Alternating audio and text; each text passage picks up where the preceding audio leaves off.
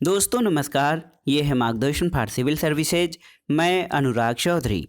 दोस्तों आज की वीडियो में प्रस्तुत है सिविल सेवा परीक्षा के अभ्यर्थियों के लिए डॉक्टर विजय अग्रवाल द्वारा लिखित पुस्तक आज़ादी की कहानी का अध्याय 5 नई चेतना का उदय। दोस्तों इस पुस्तक में अत्यंत ही सरल तथा रोचक शैली में भारतीय स्वतंत्रता आंदोलन के विभिन्न पहलुओं का विश्लेषण किया गया है ताकि आप आसानी से इसे समझ सकें। आइए शुरू करते हैं आज़ादी की कहानी का अध्याय 5 नई चेतना का उदय। अंग्रेजों के आने से पूर्व भारत का जनजीवन अपनी संस्कृति और परंपराओं के अनुसार परंपरागत ढंग से चल रहा था। जैसा कि पहले बताया गया, यदि विदेशी शासक आए भी तो वे भारतीय जनजीवन के साथ घुल मिल गए। इससे भारतीय चेतना में कोई क्रांतिकारी परिवर्तन नहीं हुए। लेकिन अंग्रेजों की संस्कृति एक अलग द्वीप की संस्कृति थी, जिसका तालमेल एशिया में स्थित भारत की संस्कृति के साथ नहीं बैठता था। जब तक अंग्रेज व्यापारी के रूप में रहे तब तक उनका कुछ विशेष प्रभाव नहीं पड़ा। इतना अवश्य था कि ईसाई धर्म के प्रचार प्रसार के कारण भारतीय जनचेतना एक करवट जरूर लेने लगी थी, लेकिन इसका प्रभाव मूलतः दूर दराज के क्षेत्रों में ज़्यादा था। लेकिन 18वीं शताब्दी तक जब अंग्रेजों ने भारत पर अपना राजनीतिक प्रभुत्व भी कायम कर लिया, तब उन्होंने हमारे यहाँ की व्यवस्था को भी अपने अनुकूल बदलने की कोशिश की। उन्होंने शिक्षा व्यवस्था में परिवर्तन किए। भारत में रहने वाले यूरोपियों की जीवन पद्धति अलग थी। यूरोपीय साहित्य और कला भी भारत पहुंची। बहुत से भारतीय अध्ययन के लिए यूरोपीय देश गए। इस प्रकार 19वीं सदी के दौरान आधुनिक पाश्चात्य शिक्षा और चिंतन का इस प्रकार प्रसार हुआ कि अनेक भारतीयों ने लोकतांत्रिक दृष्टिकोण, तर्कसम्मत ज्ञान, धर्मनिरपेक्षता तथा राष्ट्रीयता जैसे नए विचारों को ग्रहण किया। ये विचार सभाओं के द्वारा तथा प्रेस के द्वारा जन जन तक पहुंचने लगे। स्वयं भारत यह महसूस करने लगा कि यदि उसे औपनिवेशिक शासन से मुक्त होना है तो उसके लिए एक राष्ट्रीय चेतना विकसित करना होगा और इसके लिए जरूरी है कि धार्मिक दृष्टिकोण में सुधार लाया जाए, लोगों को तर्कपूर्ण बनाया जाए और देश में एक सामाजिक और सांस्कृतिक परिवर्तन की शुरुआत की जाए। चूँकि उस समय तक भारत मूलतः धर्मप्राण राष्ट्र ही था, इसलिए धार्मिक सुधार की ओर सबसे अधिक ध्यान दिया गया। ये बात अलग है कि इस धार्मिक सुधार में ही सामाजिक सुधार के बीज निहित थे। जब देश में प्रथम स्वतंत्रता आंदोलन की लहर शांत हुई, तब स्वाभाविक रूप से सामाजिक सुधार की यह प्रवृत्ति व्यापक बनी। सामाजिक सुधार की इस प्रक्रिया को भारतीय इतिहास में आधुनिक नवजागरण या आधुनिक पुनर्जागरण आंदोलन कहा जाता है। सबसे पहले धार्मिक सुधार को समझते हैं। दोस्तों, पाश्चात्य विचारों से प्रेरित विकासशील भारतीयों ने सबसे पहले परंपरागत धर्म को अधिक मानवीय और तर्कपूर्ण बनाने का संकल्प लिया। उन्होंने उस समय प्रचलित धार्मिक मान्यताओं को आधुनिकता के सांचे में इस तरह ढालने का प्रयास किया ताकि उनके विरुद्ध कोई तीव्र प्रतिक्रिया भी न हो और धर्म लोगों की आधुनिक आवश्यकताओं के अनुकूल भी बन सके। इस दिशा में कुछ संगठनों और जो समाज गठित किए गए, कुछ धार्मिक समूह गठित किए गए, उनका बहुत अधिक योगदान रहा। इनमें सबसे महत्वपूर्ण ब्रह्म समाज था। बंगाल के राजा राम मोहन राय ने ब्रह्म समाज की स्थापना की। इन्हें आधुनिक भारत का महान समाज सुधारक कहा जा सकता है। राजा राम मोहन राय पर भारतीय और पाश्चात्य विचारों का एक समान प्रभाव था। उन्होंने अनेक भाषाएं सीखीं और विभिन्न साहित्यों का अध्ययन किया। इन सब के प्रभाव के कारण राजा राम मोहन राय प्रगतिशील दृष्टिकोण वाले चिंतक बन गए। उनका यह चिंतन भारतीयों की निरर्थक परंपराओं के विरोध में तथा पश्चिमी देशों की उपयोगी परंपराओं के पक्ष में था। अपने इन विचारों को मूर्त रूप देने के लिए उन्होंने सन 1829 में एक धार्मिक संस्था का गठन किया था, जिसका नाम था ब्राह्मण सभा। इसे बाद में ही ब्रह्म समाज कहा गया। इस समाज का मुख्य उद्देश्य हिंदू धर्म की बुराइयों को दूर करके उसे तर्क पर आधारित करना था। साथ ही वे एकेश्वरवाद की भी शिक्षा देना चाहते थे। उनका मानना था कि ईश्वर एक ही होता है। राजा राम मोहन राय को अपने जीवन की सबसे बड़ी सफलता उस समय मिली जब वे गवर्नर लॉर्ड विलियम बेंटिक की सहायता से सती प्रथा के विरुद्ध कानून बनवाने में सफल हुए। इसके लिए राजा राम मोहन राय ने जनमत तैयार किया, लोगों को समझाया बुझाया तथा मजबूत तर्क दिए कि सती प्रथा किसी भी दृष्टि से मानवीय और तार्किक नहीं है।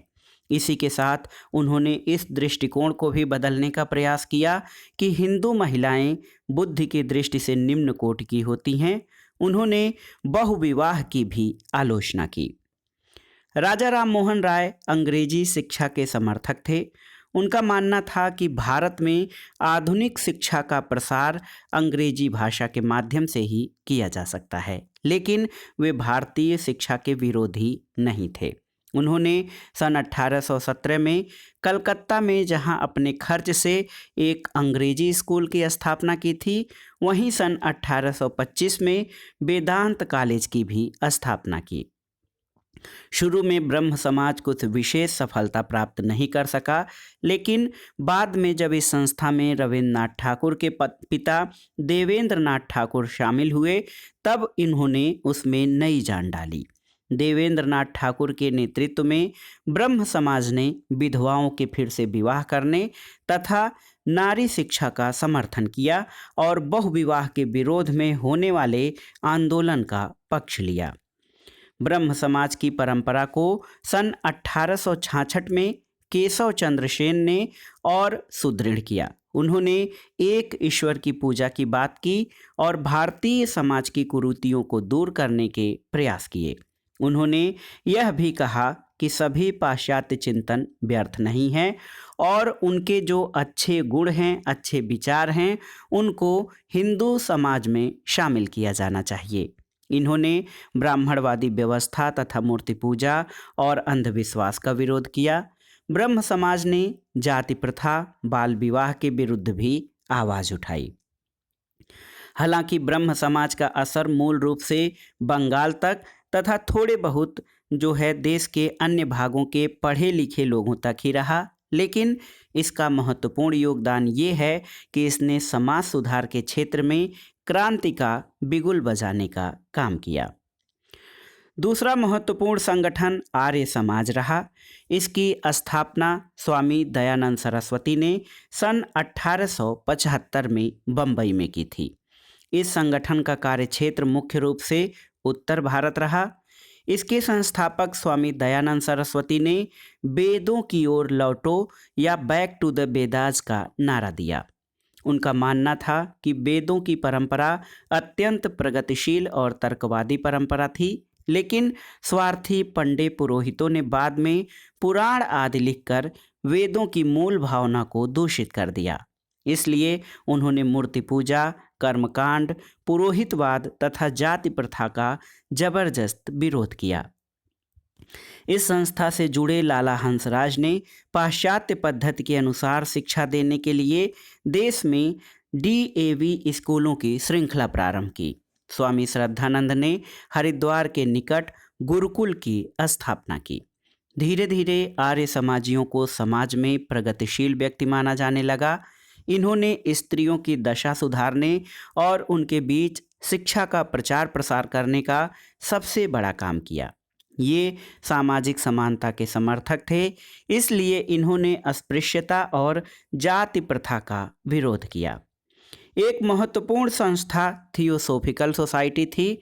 इसकी स्थापना मूल रूप से अमेरिका में हुई थी, लेकिन बाद में इसकी संस्थापक मैडम HP ब्लावट्स्की और कर्नल HS अलकाट ने भारत में भी इसकी शुरुआत की। इसका मुख्यालय सन 1886 में मद्रास के निकट अड्डयार में बनाया गया। भारत में इसकी मुख्य कर्ता धर्ता श्रीमती एनी बेसेंट थीं। इस सोसाइटी ने हिंदू धर्म, जरथुष्ट्र धर्म और बौद्ध धर्म को पुनर्जीवित करके उसे मजबूत बनाने का प्रयास किया। इन्होंने बंधुत्व की शिक्षा दी। बनारस के सेंट्रल हिंदू स्कूल की स्थापना का श्रेय इसी सोसाइटी को जाता है। अब आइए रामकृष्ण मिशन के बारे में जानते हैं। स्वामी विवेकानंद ने अपने गुरु स्वामी रामकृष्ण परमहंस के नाम पर इस संस्था की स्थापना की थी। इस मिशन से जुड़े रामकृष्ण के इस संदेश को जन जन तक पहुंचाने का काम किया गया कि ईश्वर एक है और मुक्ति प्राप्त करने के अनेक साधन हैं। वास्तव में मानव की सेवा करना ईश्वर की सेवा करना है, क्योंकि मनुष्य में ही ईश्वर का वास है। स्वामी विवेकानंद वेदांत के समर्थक थे। उन्होंने वेदांत को तर्कवादी और प्रगतिशील घोषित किया। उन्होंने कर्म करने पर विशेष जोर दिया और भारतीय समाज के पतन के लिए अंधविश्वासों, कर्मकांडों तथा जड़ता को दोषी ठहराया। उन्होंने अस्पृश्यता, जाति प्रथा और कर्मकांडों की जोरदार निंदा की और लोगों से कहा कि वे स्वतंत्रता और समानता की भावना अपने अंदर लाएं। एक महत्वपूर्ण संस्था, सामाजिक संस्था प्रार्थना समाज था। महाराष्ट्र में धार्मिक सुधार की शुरुआत परमहंस मंडली ने की थी। इसका मुख्य उद्देश्य मूर्ति पूजा और जाति प्रथा का विरोध करना था। हिंदुओं के धार्मिक चिंतन और प्रथाओं में सुधार लाने के लिए प्रार्थना समाज की स्थापना की गई। इसने एकेश्वरवाद का उपदेश दिया और पुरोहितवाद का विरोध किया। प्रसिद्ध विद्वान आर.जी. भंडारकर तथा महादेव गोविंद रानाडे इस समाज के दो प्रमुख नेता हुए थे। वस्तुतः ऊपर जिन सुधारक संस्थाओं की चर्चा की गई है, उनका कार्यक्षेत्र मूलतः हिंदू वर्ग तक ही सीमित था। यह बात नहीं थी कि उस समय हिंदू समाज की परंपराएं ही ऐसी थीं जिनमें सुधार लाए जाने की आवश्यकता थी। सच तो ये था कि उस समय का समस्त भारतीय समाज, जिसमें मुस्लिम, सिख और पारसी भी शामिल थे, मध्यकालीन जीवन मूल्यों से संचालित हो रहा था, जबकि दूसरी ओर फ्रांस की क्रांति के बाद विश्व में, विशेषकर यूरोपीय देशों में, जीवन के प्रति एक नया चिंतन तेजी से फैल रहा था। इस नए चिंतन के मूल तत्व थे मानवतावाद, तर्कवाद और स्वतंत्रता तथा समानता। निश्चित रूप से भारत में यूरोपियों के प्रवेश के साथ साथ इन चिंतन मूल्यों ने भी प्रवेश किया, और जब इनकी कसौटी पर भारतीय समाज के जीवन मूल्यों को कसा गया तो उन्हें दकियानूसी और पिछड़ा हुआ पाया गया। इस बात का अनुभव केवल यूरोपीय लोगों ने ही नहीं किया, बल्कि स्वयं भारत के पढ़े लिखे और शिक्षित लोगों ने भी किया। इसलिए उन्होंने अपने अपने स्तर पर भारतीय समाज में जागृति लाने के प्रयास किए। हिंदुओं के धार्मिक सुधार के बाद आइए जानते हैं मुस्लिमों में धार्मिक सुधार। मुस्लिमों की प्रवृत्ति अपने आप को पाश्चात्य शिक्षा और संस्कृति से अलग रखने की थी, इसलिए उनके बीच सुधार के तत्व देर से प्रकट हुए। जैसा कि बताया जा चुका है, सन 1857 के आंदोलन के बाद मुस्लिम समाज ने भी स्वयं को आधुनिकता से जोड़ने की ज़रूरत महसूस की। सन 1863 में कलकत्ता में मोहम्मडन लिटरेरी सोसाइटी की स्थापना से इसकी शुरुआत हुई। सैयद अहमद खान इस तरह के प्रयास करने वालों में प्रथम और अत्यंत प्रभावशाली व्यक्ति रहे। वे आधुनिक वैज्ञानिक चिंतन से प्रभावित थे, इसलिए उन्होंने स्पष्ट रूप से कहा कि कुरान की कोई भी बात जो तर्क की कसौटी पर खरी नहीं उतरती हो या कि विज्ञान और प्रकृति से जिसका तालमेल न बैठता हो, गलत है। वे जीवन भर परंपराओं के आधुनिकीकरण के लिए और गलत रीति रिवाजों और अज्ञान के विरुद्ध संघर्ष करते रहे। उन्होंने अनेक स्कूलों की स्थापना की। मोहम्मडन एंग्लो ओरिएंटल कॉलेज की स्थापना का श्रेय जनाब सैयद अहमद खान को ही है। बाद में यह कॉलेज अलीगढ़ मुस्लिम विश्वविद्यालय के नाम से प्रसिद्ध हुआ। शायर मोहम्मद इकबाल ने अपनी रचनाओं द्वारा युवा पीढ़ी के मुसलमानों पर गहरा असर डाला। उन्होंने कर्म पर जोर दिया और लोगों से प्रगतिशील दृष्टिकोण अपनाने की बात कही। मोहम्मद इकबाल ने कर्मकांड, संन्यास और परलोकवाद की आलोचना की। इन सब के कारण मुस्लिमों की चेतना में एक हलचल पैदा हुई और उन्होंने अपनी परंपराओं तथा रीति रिवाजों के बारे में आलोचनात्मक और तार्किक ढंग से सोचना शुरू किया। धार्मिक और सामाजिक आंदोलनों का योगदान क्या रहा भारतीय समाज में? सामान्य रूप से देखने पर यह लगता है कि इन धार्मिक और सामाजिक आंदोलनों की स्वतंत्रता आंदोलनों में भला क्या भूमिका हो सकती है, लेकिन गहराई से देखने पर यह बात कही जा सकती है कि इन धार्मिक और सामाजिक आंदोलनों के बिना शायद स्वतंत्रता आंदोलन संभव नहीं हो पाता। इसके पीछे कुछ स्पष्ट कारण हैं। पहली बात तो ये है कि इन धार्मिक और सामाजिक आंदोलनों ने पहली बार भारतीय समाज की चेतना को झिझोड़ने का काम किया, उसे पिछड़ेपन से उबारने की शुरुआत की।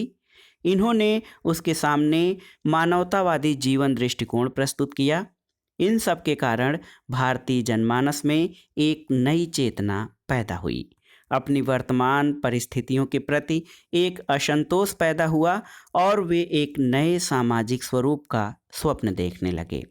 दूसरी बात ये कि इन आंदोलनों ने भारतीय समाज में व्याप्त ऊंच नीच को कम करके सभी लोगों को मुख्य धारा में लाने का प्रयास किया। जाति प्रथा और अस्पृश्यता जैसी अमानवीय प्रथाओं का विरोध करके इन्होंने हिंदू समाज के बीच भेदभाव की दीवार को कमजोर किया। इससे हिंदू समाज में एकता स्थापित हुई। अब तक तिरस्कृत एवं पददलित रहे लोगों के मन में आत्मविश्वास का भाव आया और उन्होंने पहली बार अपने संबंधों को बृहत्तर समाज के साथ जोड़कर देखा। यही स्थिति स्त्रियों के साथ भी हुई। नारियों की सामाजिक सम्मान मिलने से वे भी स्वयं को समाज का एक सक्रिय एवं महत्वपूर्ण अंग समझने लगीं। उनमें आत्मविश्वास पैदा हुआ और हम देखते हैं कि 20वीं शताब्दी में जब स्वतंत्रता आंदोलन तेज हुआ तब भारतीय महिलाओं ने भी आंदोलन में भाग लिया और जेल गईं। जाहिर है कि यदि भारतीय समाज अपनी मध्यकालीन परंपराओं के खुमार में ही सोया रहता तो स्वतंत्रता आंदोलन को भारतीय नारियों का सहयोग नहीं मिल सकता था।